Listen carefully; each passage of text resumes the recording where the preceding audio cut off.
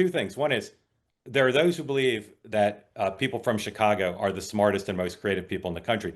I'm not saying I'm one of them, but this book suggests it just might be true. This book is incredible, and I'll say a couple things about it. Disenlightenment, Politics, Horror, and Entertainment, which is it's learned, it's funny, it's provocative, it's compelling. It's a series of short essays, and if you're a writer or a communicator of any sort, the amount of craft embedded in this. If you want to learn how to write and communicate and tell stories, this is like it's like a how-to book, but like it's a how-to book from the heavens. It's an incredible book. And again, you'll hear hosts gush about books sometimes, and it's not real. I'm genuinely telling you, you should all buy this book, regardless of what you think of Donald Trump or the age in which we live. You will learn so much from this book, including, and this is the first thing I want to take up with David Mamet, he has stolen without attribution, credit, or compensation many of my grandfather's jokes. And so that's the first point we're going to have to adjudicate. Shouldn't you be there are footnotes in this book? Shouldn't you be citing my grandfather for telling his jokes? Well, wait a second. Can you hear me? Yes, sir. Oh, fantastic. No, I heard these jokes from my dad, and who was born in 1924. So these are old jokes. They're all old jokes. And I tell them to my son Noah, and he improves them for me. Do you want to hear his improvements? I do. And I just want to say, welcome and congratulations on the book. And welcome thank you so much. But thank you very much tell us the joke and then the improvement, please. Okay, this is from my dad to me, to my son Noah. I say, Noah, there's two guys. One guy says, the invisible man is here. The other guy says, tell him I can't see him. So Noah says, that's okay. I said, that's my dad joke. It's a good joke. Noah says, I'm going to make it better. Okay. He says, okay, one guy says, the invisible man is here. The other guy says, tell him to go fuck himself.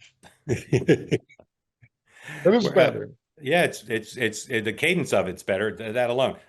What's the thing you've written before this that's most like this? Well, I wrote two other books, which were more or less compilations of essays. I hope each of them into some cohesive whole. One of them is called The Secret Knowledge, and the second one was called Recessional. And that's about 20 years worth of essays in three different tranches. So that's what they are. Yeah. So it's hard for me to explain the book because it's a series of essays, and it's brilliantly, if I may use the president's phrase about his own communications, the weave is phenomenal. And you can read the individual essays, and then there's references back. It's an extraordinary work of craft, as I said.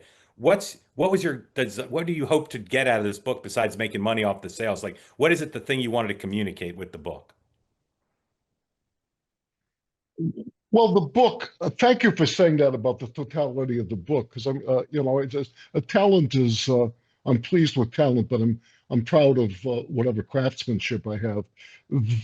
That the book is an attempt to reason my way through a period of abject horror of the Biden insurgency, and to say, okay, I have two choices here. I could undergo cognitive dissonance and say nothing makes any sense anymore. I'm scared out of my mind, so I'm going to find some villain, which is what anti-Semitism is, by the way. Or I'm going to say, okay, however,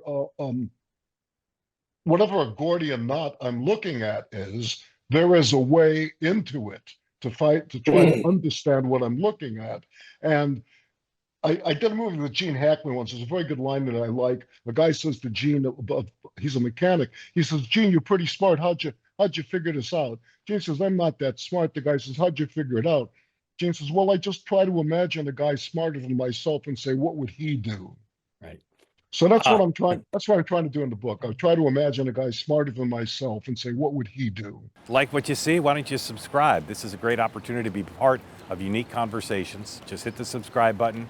And if you want to watch our events live, go to twoway.tv.